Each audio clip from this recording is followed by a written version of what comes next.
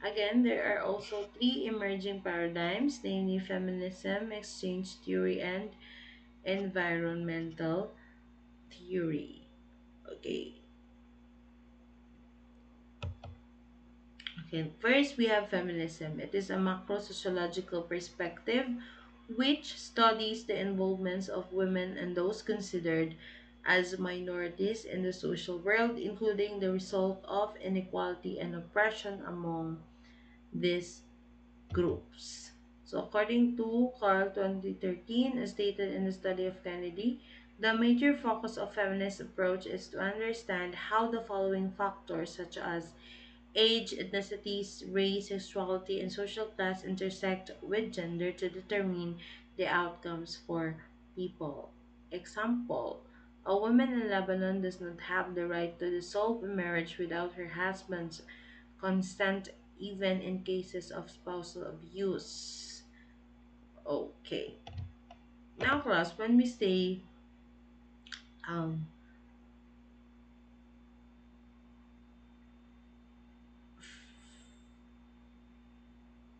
feminism, well, I don't know, it's okay. This approach, ang main concern talaga nito, class, not just the females, mga kababaihan, but the main concern is understanding inequality, discrimination, and yes, oppression also. So, class, again, take note that feminism is not about proving that women are better than men.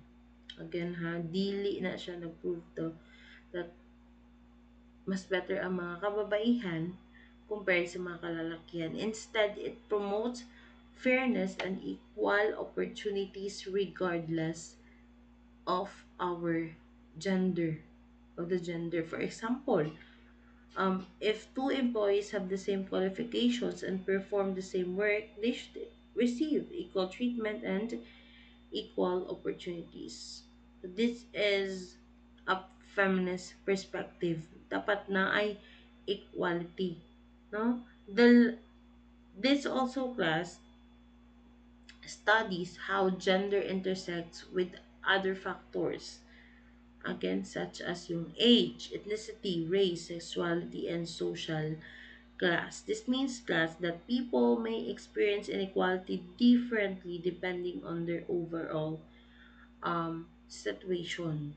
So again, let us use example, sa students pa rin tayo. So imagine two students applying for a leadership position.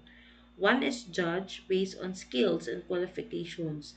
The other receives like kanang example, ingnan ka babae kasi babae ka dili na nimo kaya nga trabaho pag ginaingnan. Instead of evaluating ability, people judge based on gender. So, sabi ng feminist perspective or a feminist perspective as, so is really everyone being given a fair opportunity. Okay? The focus is equality and fairness, not favoritism. Okay? Yun lang yung tandaan nyo, class. It is about equality and opportunity na ibibigay sa mga kababaihan na binibigay rin sa mga kalalakihan. Okay? Dapat pantay equal. Dapat hindi lang, for this example, na ang mga kalalakihan lang or need pa ng consent ng husband ang isang babae na gusto nang makipag um, iwalay sa kanyang asawa. Okay? So, again, the feminism approach, it is, or it focuses on equality. Okay? Equality for both genders. For both, for example, for age, ethnicity, race, sexuality, and even social classes. Next theory is exchange theory. It is a micro sociological perspective which examines the decision making of individuals in a society. It focuses on the understanding on how people consider the cost versus benefit analysis, emphasizing their motivation and interest in making decisions. So, class, in exchange theory, unlike feminism, no class, it focuses also on individuals since it is a micro study or micro sociological.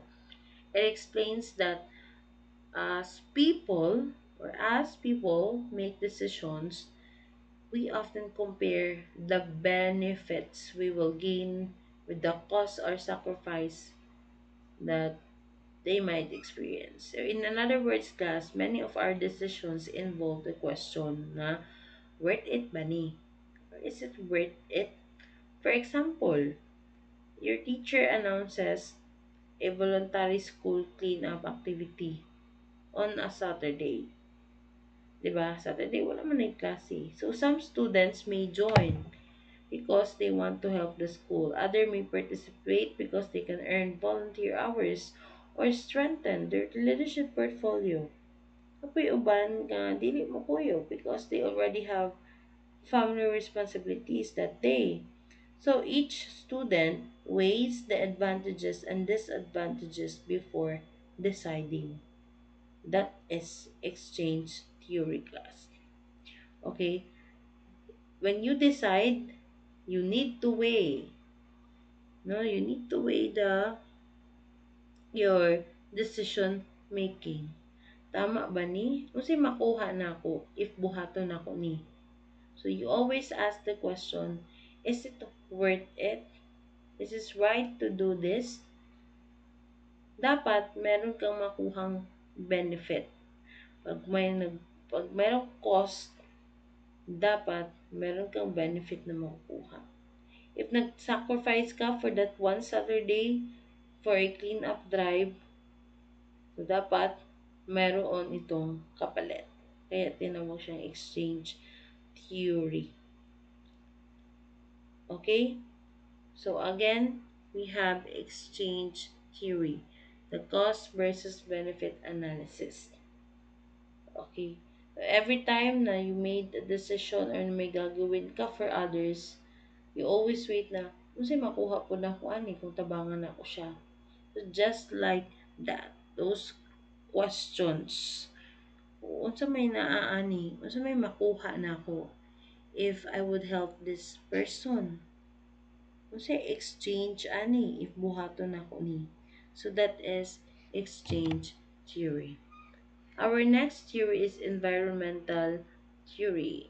It is a macro-sociological perspective which explores the people make adjustments in their geographical location, including environmental and social changes over time. It also tries to figure out how people adapt and evolve over time in response to ecological aspects. So, yung environmental theory, it studies how people adapt to changes in their environment, no? Whether those changes are geographical, environmental, or even social. So, ang key idea nito class, when we say yung environmental theory, is the adaptation of someone.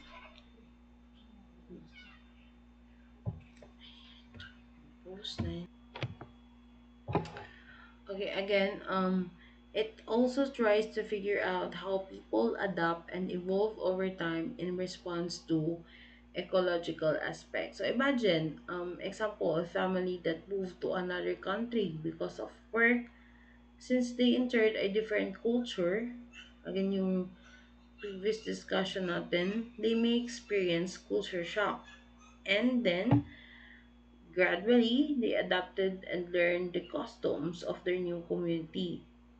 So that is an idea from environmental theory. Again, another example, yung if taga Davao ka and then for example mag-transfer ka sa Luzon, okay, particularly sa Baguio. So during your first weeks or few weeks, they might or you might struggle because of the colder climate.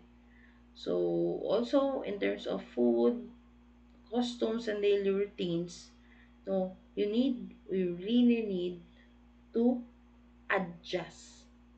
Okay, anong gagawin mo since malamig man doon? You bought warmer clothes. You learn local practices and you become comfortable with the new environment. So class, environmental theory explains the process of adaptation. Okay, another example, nung nangyari noong COVID-19 pandemic. So many schools shifted from face-to-face classes to online learning.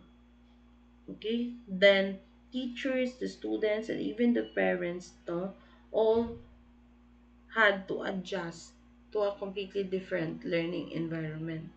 So this is also an example again of adaptation to social and environmental change.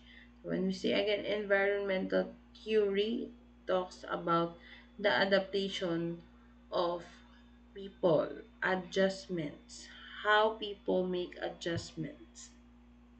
Okay? Adaptation. Next.